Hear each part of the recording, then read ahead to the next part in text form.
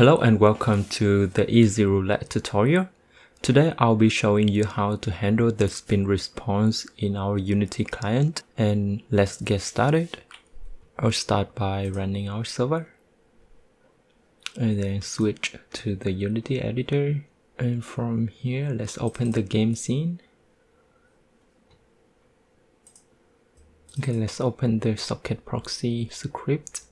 So we have already defined the spin response handler, but we haven't added that to our setup application. So let me jump into here and then extract the setup app from the setup app. Okay, and pass in the app name. Right, and then I can add the data handler with the command spin. So remember that I have hard-coded the spin command in my server as well, and then pass in the spin response handler. Alright, so when the server sends back the spin response, it will jump into this process method, and then I will invoke the spin response event. Okay, let's open the game controller, and from here let's add a listener for that event.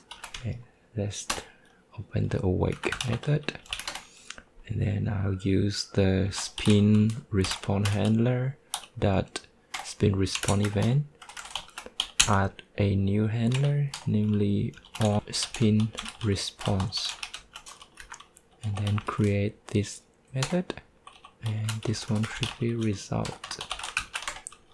Okay, and from here I want to call the wheel rotate wheel dot activate result. Okay, to do that I need to define a public variable here, which is the rotate wheel. I'll call it rotate wheel. Okay, and let's go back to the Unity editor, then open the game controller object, and from here I can drag the wheel game objects which contains the rotate wheel script. Alright, and then from here I can invoke rotate wheel that activate result.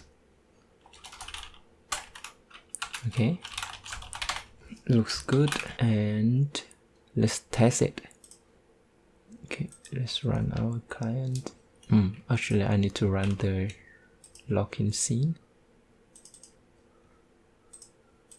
Let's enter username and password and then click spin. You can see a log in the console, but and the spin button point to the exact fragment, which is an empty fragment. Let's try one more time. This time we will get 50 stars. The animation works correctly, and now I want to show a text to display the price here. Okay, let's do that. Open the game scene, and then I will add a new text UI.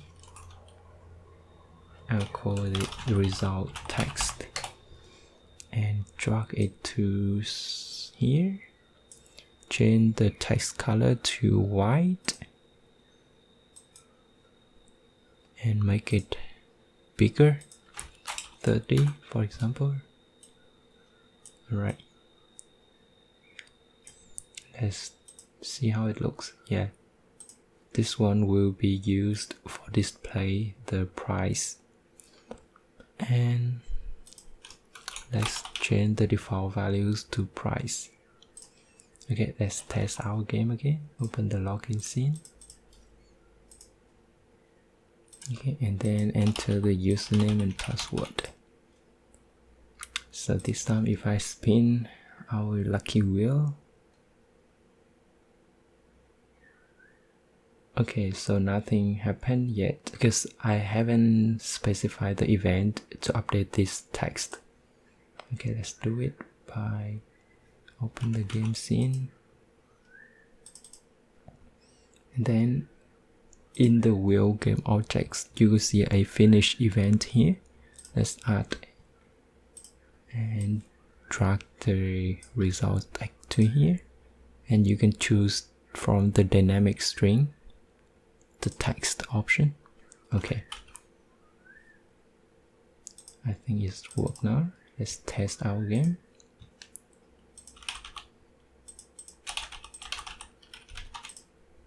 Okay, let's spin our lucky roulette. And now you can see the result text being updated.